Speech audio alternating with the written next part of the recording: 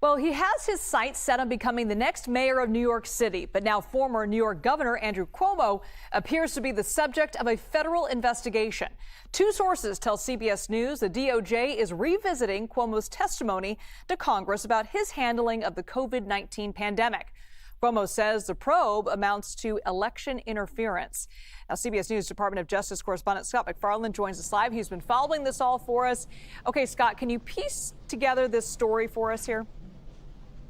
Now, we're trying to piece it together. We have two sources telling CBS News that there's an investigation, a criminal investigation underway, but it's difficult to get a measure of it because the Department of Justice isn't commenting on it and nothing has been filed here.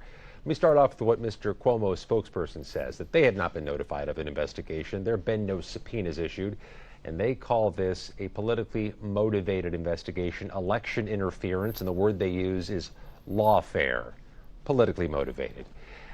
Here's what we know for sure, that congressional Republicans have been pushing the Department of Justice for months now to open an investigation into Mr. Cuomo.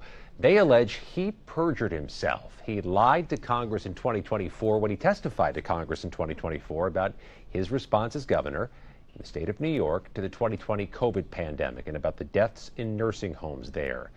They allege there's perjury. Cuomo certainly would disagree with that accusation, but this is the grounds they say the Department of Justice should have to investigate. But opening investigation is just that. It's opening an investigation.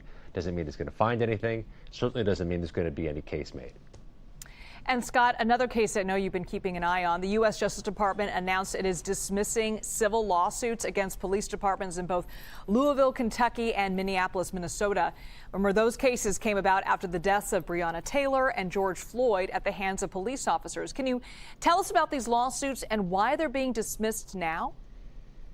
And we saw the motion filed in Minneapolis late this morning by the Department of Justice to end that civil litigation against the Minneapolis Police Department. They're also stepping back from their oversight and their, entanglement with the Louisville Police Department, because the Justice Department and the Trump administration wants to get out of this business, they say. They don't want to have this type of years-long federal oversight of law enforcement agencies. They argue it's ineffective, it is costly, and that it's better to have a local control and a local oversight over local police departments. This is a sea change in this new administration where they are getting their Civil Rights Division, an historic part of the U.S. Department of Justice, out of oversight of local police departments. Louisville and Minneapolis, arguably two of the highest profile considering the deaths of Ms. Taylor and Mr. Floyd, but also agencies that have been under the thumb and under the scrutiny of the feds for some time now. And the Department of Justice says now is the time to get out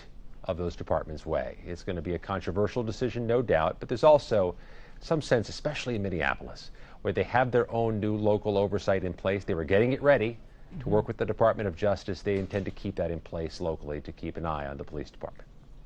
And Scott, you have some exclusive reporting on a shakeup of how the Justice Department gives money to local police departments. What have you learned there? Yes, speaking of police departments, CBS News has confirmed that the Department of Justice, in those prized grant dollars they give to local police departments who have budget problems, is changing the priorities for how you can apply and get the money. They've taken away the priorities for departments that initiate initiatives on hate crime reduction, domestic extremism, community violence intervention, which has been a big thing in recent years. Instead, the Trump administration wants police departments to apply for money for border security, immigration, and opioid combatant. This is a different set of priorities. I've spoken to a number of former Department of Justice officials who say all of those priorities are good ones, but this is clearly a change in priorities, and this could very much impact police departments that prioritize community intervention and hate crime reduction. And one other note, they took a couple words out of the criteria for this year's grants. They are no longer prioritizing workforce diversity. That is in line with a lot of changes inside the Trump administration.